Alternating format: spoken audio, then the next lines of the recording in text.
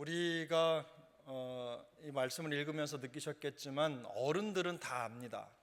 우리 삶 속에 일어나는 이런저런 어려운 일들이 그걸 잘 견뎌내기만 하면 그 과정을 통해서 우리 모두가 누구든 다 견고해지고 또 마치 인생의 나이테를 하나 더하는 것처럼 그 과정을 통해서 성숙해 간다는 걸 잘 압니다. 그래서 우리가 하는 말도 있지 않습니까? 젊어서 고생은 사서도 한다.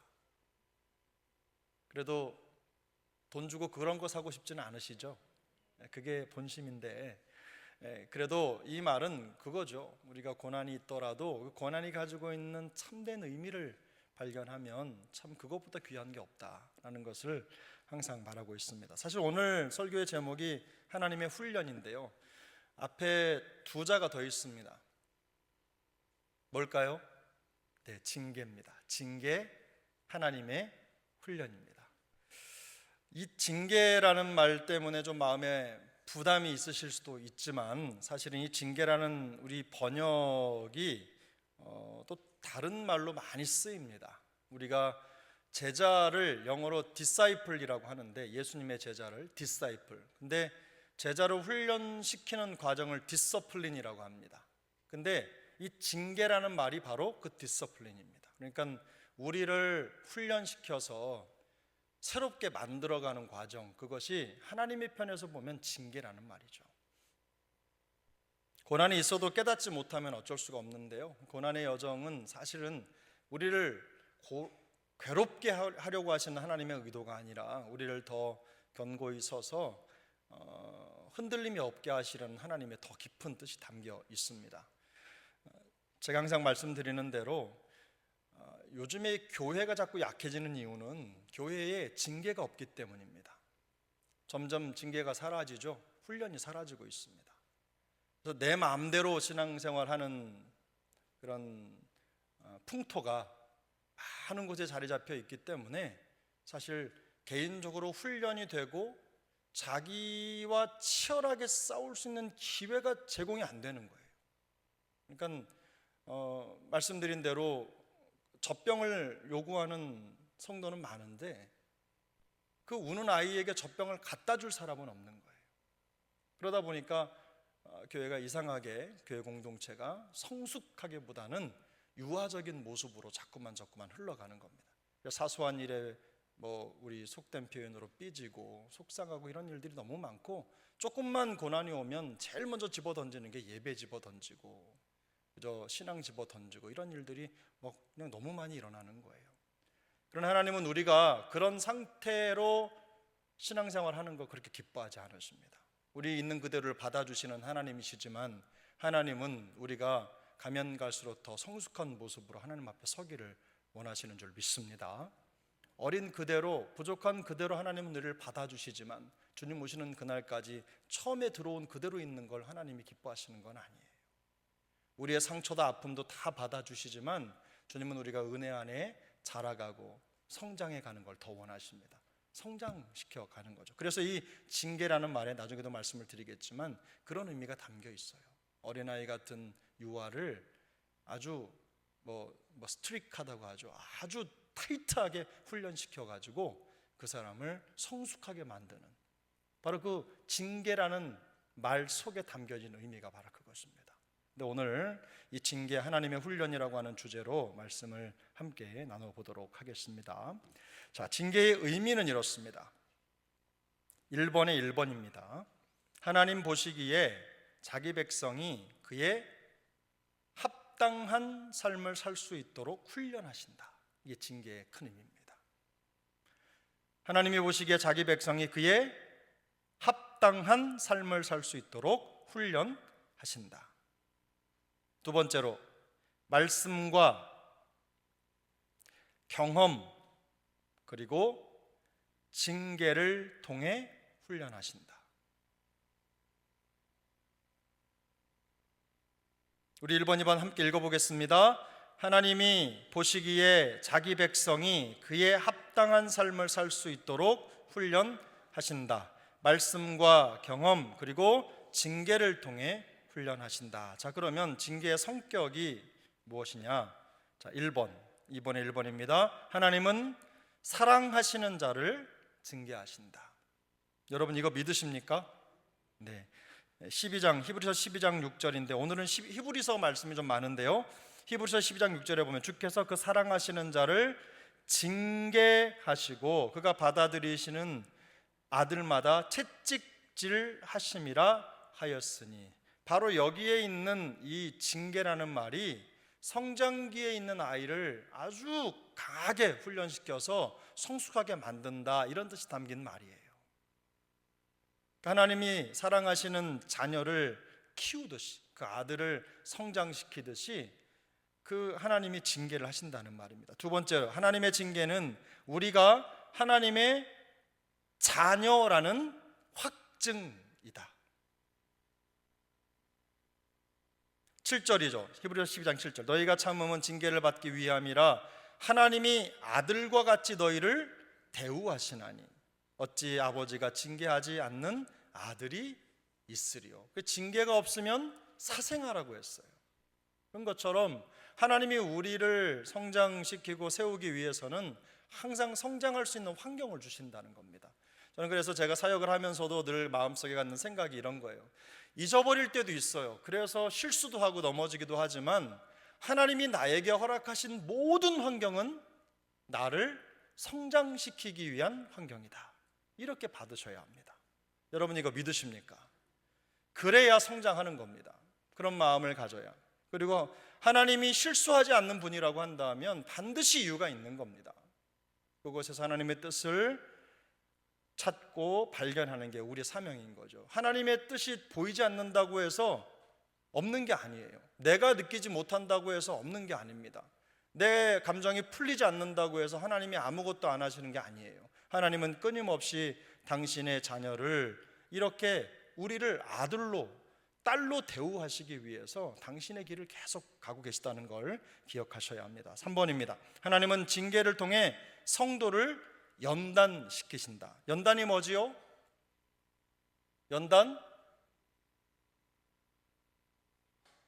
연단이 뭡니까? 뭐라고 말씀하시는지 하나도 안 들려. 연단이 뭐지요? 쇠를 물에 넣었다가 망치로 막 때려가지고 이렇게 나를 만들 때 그렇게 때려야 탄소 강도가 높아진다고 합니다. 그런 것처럼 연단이라는 그런 의미가 있죠. 우리가 매를 맞고 그것 때문에 어려운 것 같아도 단단해지는 겁니다. 요즘에 사도행전을 보면서 바울의 이 일기를 보잖아요. 여러 책을 통해서 보고 또 읽으면서 바울이 참 힘들었겠다, 이런 생각을 하지 않을 수가 없습니다. 매 맞고 죽은 것처럼 늘어진 그 사람을 성 밖에 내다 버리기도 하고 막 매도 맞고 막 이런 일들이 한두 번이 아니잖아요. 그런데 한 번 그런 일을 당하면 어떻게 나에게 이런 일이, 그런데 계속 그 사명의 길을 가다 보니까 그런 일이 계속 있는 거예요. 나중에는 바울이 그런 생각을 했을 것 같아요. 이쯤이야, 있는 거지. 하나님의 뜻대로 살아가는 사람들에게 연단은 정해놓은 거다. 고생은 있는 거다. 근데 그 고생을 어떻게 받아들이느냐가 그 사람의 성숙도라는 겁니다. 그래서 하나님은 우리가 더 성숙한 하나님의 사람으로 서도록 하기 위해서 항상 이런 것들을 준비해 놓으신다는 거예요. 우리가 고난 속에 있어야 하기 때문에 우리를 고난으로 밀어 넣으시는 하나님은 아니십니다. 그러나 욥에게 일어났던 것처럼 마치 사탄을 통해서든 어떻게 해서든 우리를 유혹하고 넘어뜨리려고 하는 수많은 것들을 하나님은 허용하세요. 그래서 우리가 그런 과정을 통해서 더 견고한 하나님의 사람으로, 믿음이 견고한 사람으로 서기를 원하시기 때문입니다. 그래서 그것을 당하는 그 시점에서는 슬퍼 보이고 아파 보이지만 그 이후에는 그로 말미암아 연단받은 자들은 결국은 의와 평강의 열매를 맺게 된다. 이것이 성경의 약속입니다. 오늘 12장 11절, 히브리서 12장 11절에 그렇게 말씀하잖아요. 우리 함께 읽겠습니다. 무릇 징계가 당시에는 즐거워 보이지 않고 슬퍼 보이나 후에 그로 말미암아 연단받은 자들은 의와 평강의 열매를 맺느니라. 아멘. 이 말씀대로 이루어지는 평생 되시기를 축복합니다. 하나님은 그러면 우리를 어떤 방법으로 징계하시느냐? 징계의 수단입니다. 첫 번째는 뭘까요? 말씀입니다. 하나님의 감동으로 된 말씀으로 교훈하고 책망하신다. 모든 성경은 하나님의 감동으로 된 것으로 교훈과 책망과 바르게 함과 의로 교육하기에 유익하니 하나님의 사람으로 온전하여 선한 일을 행하기에 부족함이 없게 하시려고 우리에게 이 말씀을 주신 겁니다. 교훈, 뭐죠? 진리죠. 우리가 붙잡아야 할 기둥입니다. 책망, 이게 뭡니까? 그 진리로 인해서 우리 안에 깨달아지는 잘못들이에요. 삐뚤어진 것들이에요. 그걸 깨달아야죠. 울어야죠. 그 다음에 바르게 함, 이건 뭐죠? 이 바르게 함이라는 말이 가지고 있는 의미가 이거면 내면을 고치는 거예요. 이 속 사람을, 마음의 자세를 먼저 고치는 거예요. 그 다음에 의로 교육함이 뭘까요? 의로 교육함, 이건 뭐냐면요, 이런 거예요. 얻은 것을 오전에도 말씀을 드렸는데 내 삶이 될 때까지 계속해서 어떻게 반복하는 거예요. 이게 의로 교육이에요.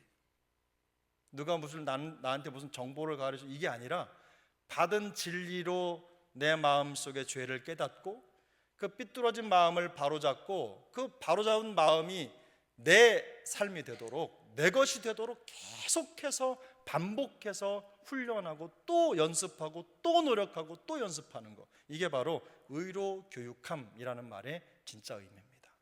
하나님의 말씀을 가지면 하나님의 말씀이 우리를 고치는 거죠. 사람이 변하는 방법은요, 제가 볼 땐 딱 한 가지밖에 없어요. 말씀밖에 없어요. 말씀. 내 안에 말씀을 갖는 것밖에 없습니다. 실수할 수 있죠. 잘못할 수 있어요. 그런데 말씀으로 돌아오면 변화되는 겁니다. 이걸 말씀의 기능이라고 하죠. 교훈과 책망과 바르게 함과 의로 교육함. 여러분 말씀 묵상하시잖아요. 그럼 내가 말씀 묵상을 잘 하기가 어렵다. 그럼 제가 예전에 한참 훈련할 때 이 말씀을 가지고 성경 묵상 방법론을 만들었는데 이런 겁니다. 말씀에서 많이 얻을 것도 없고 이 말씀을 읽으면서 내 마음속에 와 닿는 딱 한 줄이면 돼요. 진리. 그리고 그 진리가 내 마음속에 어떻게 내 죄를 공격하는지를 느끼시면 돼요. 그리고 그걸로 인해서 드러난 내 죄를 슬퍼하고 그 다음에 바르게 함, 이제 고치면 됩니다. 다시는 그렇게 하지 말아야지라고 하는 마음의 결단을 새롭게 하는 거예요. 그리고 그것이 나에게 적용이 되고 삶이 되도록 어떻게 해요? 의로 교육함, 계속 훈련하는 거예요. 이걸 이 의로 교육함이 트레인이에요. 계속 반복해서 계속 하고 또 하고 하고 또 하고 하고 또 하고. 어제 들은 말씀 오늘 어제 들었어? 아니요. 그게 삶이 될 때까지 계속하는 거예요. 우리 베레아 사람들이 어떻게 했다고 했죠? 간절한 마음으로 말씀을 받아 그 말씀이 진짜 그러한고 성경을 어떻게 했어요? 상고함으로 내가 받은 교훈을 말씀에 대해서 확인하고 확증하고 검증하는 거예요. 계속 그것을 매일같이 반복하는 거예요. 날마다 그렇게 하는 거예요. 그렇게 하면서 삶이 새로워지는 겁니다. 두 번째 방법은 뭐냐면 은혜입니다. 은혜. 우리 같이 읽겠습니다. 하나님의 은혜가 우리를 양육하여 경건치 않은 것을 버리게 하신다. 디도서 2장 말씀 같이 읽습니다. 모든 사람에게 구원을 주시는 하나님의 은혜가 나타나 우리를 양육하시되 경건하지 않은 것과 이 세상 정욕을 다 버리고 신중함과 의로움과 경건함으로 이 세상에 살고.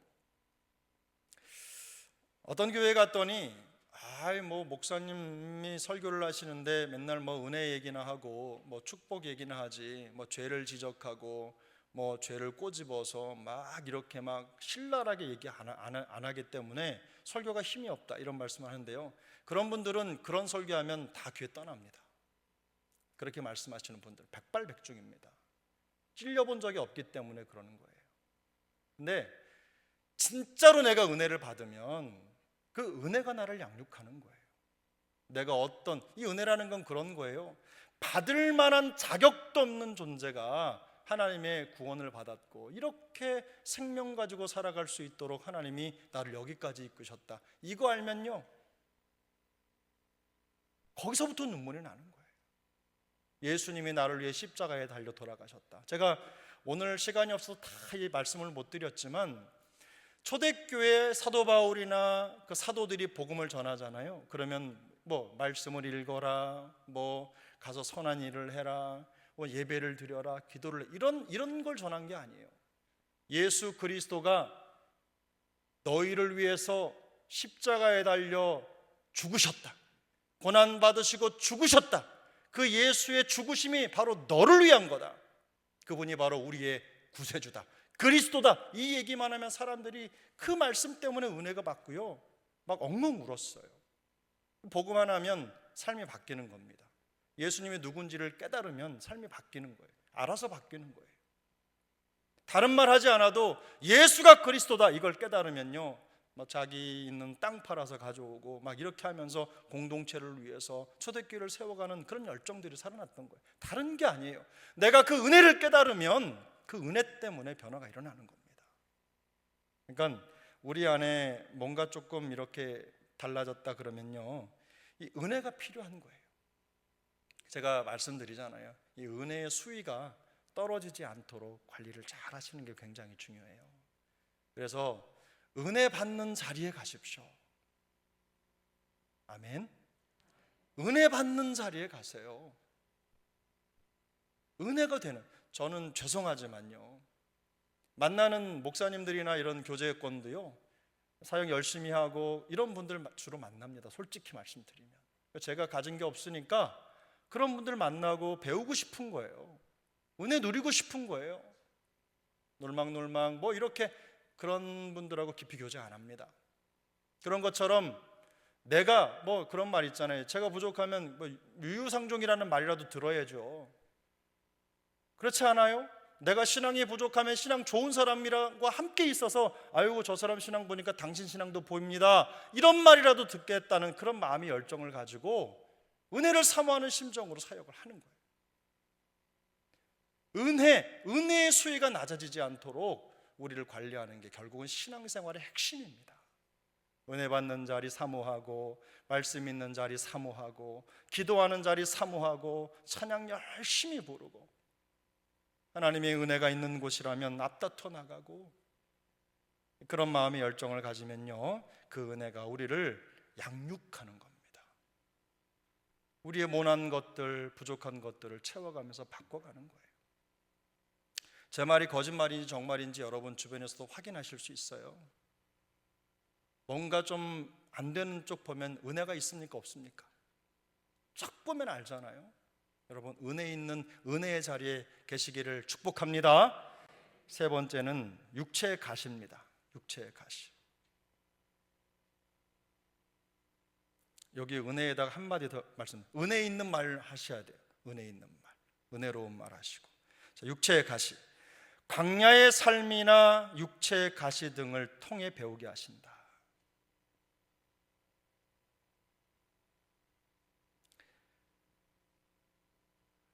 솔직히 저는 이 문항을 만들면서 그런 생각이 들었어요. 이 육체의 가시 이거 뺄까? 이런 생각도 들었어요. 왜냐하면 육체의 가시 고통스럽잖아요.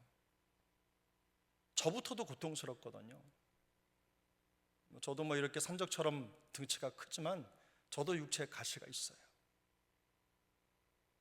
새로 생기기도 하고 생겨서 안 없어지기도 하고 이런 가시들이 몸에 있습니다. 근데 그런 과정을 통해서 하나님이 우리로 하여금 어떻게 해요? 너무 자고하지 않도록 우리를 깎으시고 만져가시는 거예요.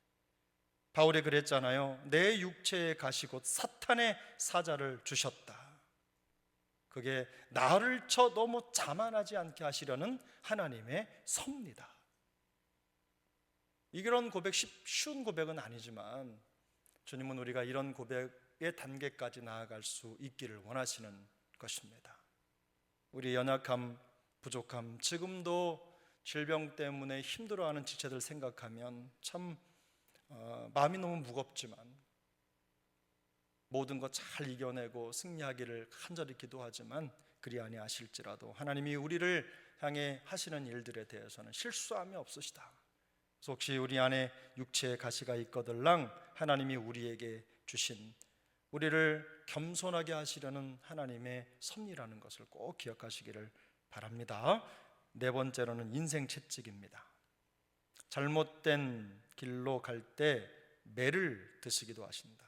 인생 채찍, 매를 드신다.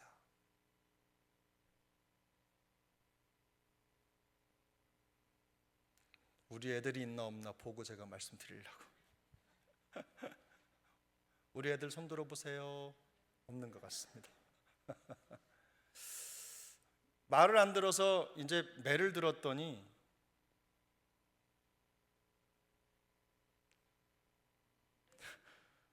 제가 매를 맞았습니다.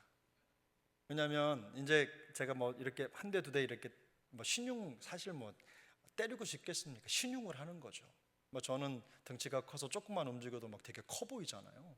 그러니까 이렇게 신용을 했는데 아이가 그 부분에 대해서 마음에 이렇게 힘들었나 봐요. 그러니까 매를 대야 할 때가 있고 내버려 둬야 할 때가 있습니다. 그거 뭐 제가 말씀 안 드려도 잘 아실 거예요. 근데 우리 신앙생활 하다 보면 이런 것 같아요. 매로 맞아야 될 때가 있고요.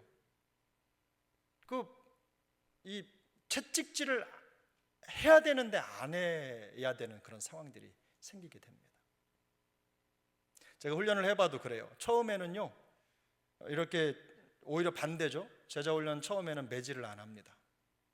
달래고 가져가는데 훈련이 되고 조금 되면 그때 매질을 합니다. 신앙 훈련이 조금 반대 방향인 거죠. 때로는 우리가 우리의 관계 속에서 더 바른 길로 가게 하기 위해서 채찍이 필요한데 하나님은 종종 인생 채찍을 사용하신다. 옆에 있는 사람 혹은 관계 속의 여러 사람들을 통해서 그들을 통해서 우리를 때리시거나 우리를 힘들게 할 가능성이 있다는 겁니다. 저도 이 인생 채찍이라고 생각할 때 참 마음이 겸허해집니다. 맞을 때가 됐나 보다 뭐 이런 생각 들기도 하고, 여러분, 하나님은 우리가 잘못된 길을 갈 때 매를 드시는 분이라는 거 기억하셔야 합니다. 하나님이 우리에게 매를 대지 못하실 이유가 없어요. 우리를 바로잡아서 우리가 범죄하면 사람의 매와 인생 채찍으로 우리를 징계하시겠다고 하는 이 말씀을 그대로 이루어 주시는 거예요. 여러분, 제가 옆에도 적어놓긴 했는데 고린도전서 11장 32절을 한번 찾아서 같이 읽겠습니다. 고린도전서 11장 32절 32절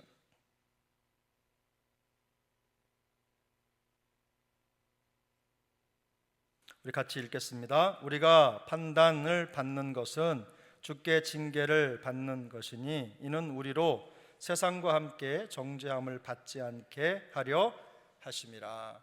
되게 그렇잖아요. 부모님들이 이런 말 많이 하지 않아요? 야, 너 그냥 내버려두면 밖에 가서 욕먹어. 그러니까 여기서 내 말 듣고 잘하면 밖에 가서 칭찬받는 거야. 너 밖에 가서 이런저런 말 듣게 하지 않으려고 내가 지금 너한테 이렇게 하는 거야. 이런 얘기 우리 어린 자녀들에게 많이 하지 않으셨어요? 그런 것처럼 하나님이 내가 너 그냥 두면 밖에 가서 욕먹어. 너 내 자녀인데, 내 아들 딸인데 내가 너 징계하지 않으면 밖에 가서 매 맞는 거야. 그러니까 나한테 매 맞고 고쳐. 그래야 밖에 가면 인정받는 거야. 주님이 우리에게 그렇게 말씀하신다는 겁니다. 근데 그럴 때 인생 채찍도 사용하시고 사람의 매도 활용하신다는 걸 꼭 기억하셔야 되겠습니다. 근데 여기에 인생 채찍이라는 말 있잖아요. 채찍, 그 뒤에 그 징계하시려니와 그랬죠. 이 징계가 뭐냐면 기준에서 벗어난 것을 바로잡아 고친다 이런 뜻입니다. 아까 그 어린아이를 훈련시켜서 성숙에 이르게 한다 그거하고 같은 맥락이긴 한데, 이 히브리 말 야카라고 하는 이 말은 어떤 기준에서 벗어난 것을 바로잡아서 제자리에 갖다 놓는 거예요. 그러니까 하나님의 징계는 그런 거예요. 우리가 길을 바르게 가지 않으면 하나님 우리를 바로잡아서 제자리에 갖다 놓으신다. 그렇게 하기 위해서 징계를 주신다. 이 의미를 깨닫지 못하면 속상하는 겁니다. 마음속에 상처를 받고 삐지는 거예요. 근데 이 영적인 의미를 깨달으면 어떻게 되죠? 그 고난을 통해서 하나님 앞으로 돌아오게 되는 거예요. 여러분은 어떤 편이십니까? 삐져서 가실래요? 하나님 앞에 더 가까이 다가서실래요? 자, 기니까 1번, 2번으로. 자, 1번 2번 중에 어느 거세요? 1번? 이쪽은 대답 아무도 안 하셨어요. 다 2번 되셔야 됩니다. 우리를 성숙케 하시는 하나님을 믿고 따라가시면 됩니다. 자, 징계의 목적이 있습니다. 징계의 목적 4번의 1번, 하나님을 향한 순종을 회복하고 말씀에 복종하게 하기 위함입니다. 순종 회복이 핵심이죠. 두 번째로는 성도의 유익을 위해서 거룩하심에 참여하기 위함입니다. 성도의 유익을 위하여 거룩하심에 참여하게 하기 위함이에요. 세 번째로는요, 영적 성장과 의와 평강의 열매를 맺게 하기 위함입니다. 자녀들 키워놓으면 그런 생각하잖아요. 자기가 혼자 큰 것처럼, 부모님 도움 하나도 없이 그냥 큰 것처럼 이렇게 생각하는 자녀들이 혹 있다고 해요. 그런 것 같아요. 철이 없어서 그렇죠. 그런데 진자리 마른 자리 가려가면서 부모님이 돕고 그렇게 키우지 않았으면 어떻게 거기까지 성장했겠어요? 우리 자녀들이 그걸 모르는 경우가 사춘기 때나 이런 때는 생길 수도 있습니다. 근데 계속 꾸준히 우리가 이런 마음을 가지고 우리 자녀들의 성장을 돕고, 그리고 그들이 성장하고 장성하면 어떻게 되죠? 그의 삶 속에 열매가 맺히기 시작하는 겁니다. 부모님들은 그걸 보면서 기쁜 거죠. 그래서 이 영적 성장과 의와 평강의 열매를 맺게 하기 위해서 가끔은 징계도 필요하고 이런 자녀들을 엄하게 다루기도 하는 것입니다. 네 번째로는요, 천국과 영원한 영광을 준비하기 위함이다. 주님은 우리가 구원받은 자로서 이 땅에 주님이 오신 초림의 때와 재림의 때 그 사이 여간을 살아가는 중간에 이 세상 가운데에서 천국을 소유한 하나님의 사람들로 견고히 서기를 원하십니다. 그래서 그냥 흘러가는 대로가 아니라 이 세상을 거슬러 가면서 거룩한 성도의 삶을 살기를 원하시는 거예요. 그 과정을 통해서 지금 잠시 고통을 받고 어려울 수도 있지만 장차 임할 큰 영광을 바라보게 하시는 겁니다. 그래서 우리 삶의 여정에 이런저런 고통도 있고 어려움도 있지만 견뎌내고 이겨내면 하나님이 우리에게 더 큰 영광, 영원한 기쁨을 허락해 주시는 것이죠. 그래서 우리의 삶의 여정에 징계가 우리를 그런 길로, 그런 성도의 기쁨을 누리도록 우리를 만들어가는 하나님의 수단이 되는 것입니다. 교회 안에도 징계의 여정이 있습니다. 5번입니다. 교회 안에서의 징계인데, 징계야 우리가 성경에 이른 대로 방법론에 있어서는 참 조심스럽지만 죄인의 징계, 죄인의 책망과 유익을 위해서 이 징계가 행해지는 거죠. 책망과 유익. 요즘은 이제 이게 뭐든지 다 잘못된 평등, 어떤 민주주의 이런 것들이 약간 왜곡된 형태로 교회 안에 들어왔는데요. 그러다 보니까 권면을 잘 듣지 않습니다. 이게 참 어려운 건데요. 교회가, 그래서 여러분, 교회는요, 세상에서는 그렇게 하지 않는데 교회에 오면 이런저런 불필요한 소리를 내고 이런 경우도 많이 있어요. 근데 밖에 나가서 법의 칼날이 춤추는 데 가가지고는 찍소리도 못 합니다. 그런데 이 교회 와가지고는 모든 게 다 걸리는 거예요. 그런데 그런 것들에 대해서 우리가 교회 법이라든지 이런 걸로 책망을 하거나 그러면요, 받질 않아요. 왜냐하면 교회 법이 무디기 때문에, 해도 그만 안 해도 그만, 이런 식이기 때문에. 그러나 여러분, 그래서 영적인 권위는요, 영적인 리더가 스스로 만들고 지키는 게 아니에요.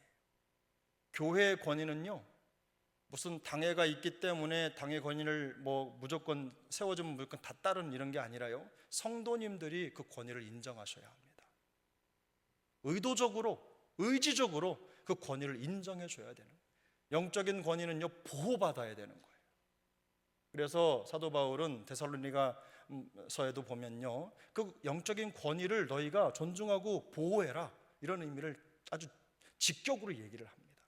그런 것처럼 우리가 당회를 세우고 재직회를 세우고 공동회를 세우고 이러면요, 교회 안에 어떤 룰을 지키고 그 안에서 이루어지는 모든 것들이 결정되고 진행되는 과정 속에 여러분이 영적인 권위를 인정하고 존중해서 여러분 스스로 그 안에 법에 여러분 스스로가 순종하고 복종을 하셔야 되는 거예요. 그래야 교회의 질서가 유지가 되는 것입니다. 여러분 그렇게 해주실 거죠? 그렇게 하면 여기 보면 죄인의 책망과 유익 뭐 이런 거 우리가 몰라도 그 원리 안에서 다 해결이 되는 것입니다.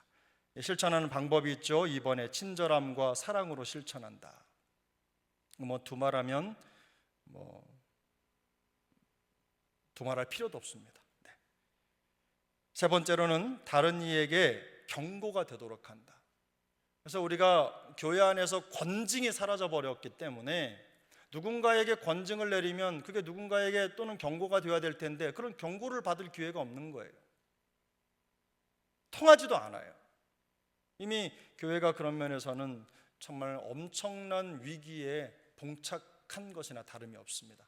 그러나 우리 교회만큼만이라도 이 교회 안에서 이루어지는 이런 영적인 원리들을 잘 지켜서 하나님 앞에서 책망받지 않게 되기를 바랍니다. 여러분 말씀드린 대로 우리가 서로에게 영적으로 지켜야 될 어떤 질서들이 있어요. 그런 것들은요 우리 서로가 알아서 지켜야 되는 거예요. 누가 지키라고 하고 그러면요 그때부터 또 그게 뭐 이런저런 소음이 되고 이런 말이 되고 그렇게 되는 거예요. 스스로 깨달아서 성숙하게 이런 것들을 지켜내야 교회의 질서가 유지되고 또 안에서 또 불필요한 권징이라든지 이런저런 일들이 벌어지지 않고 우리 안에 친절과 사랑의 역사가 풍성하게 되는 것입니다. 자, 5번, 6번입니다. 자, 성도는 한번 같이 한번 읽어보실까요? 성도는 하나님의 징계를 가볍게 여기지 말아야 한다. 징계를 통한 하나님의 훈련은 성도에게 복이다. 여러분 이거 믿으십니까? 예, 복입니다. 그렇더라고요. 얘기를 해서 징계를 해서 소망이 있으면 얘기를 하는 거예요. 근데 소망이 없다, 아무런 기대가 없다, 그럼 얘기할까요? 안 할까요? 할까요? 안 할까요? 제 마음입니까? 우리 여러분의 마음입니까? 제 마음입니까? 여러분의 마음입니까? 여러분 그래도 저한테 말하라고 하실 거잖아요. 그래도 포기하지 말라고 하실 거잖아요.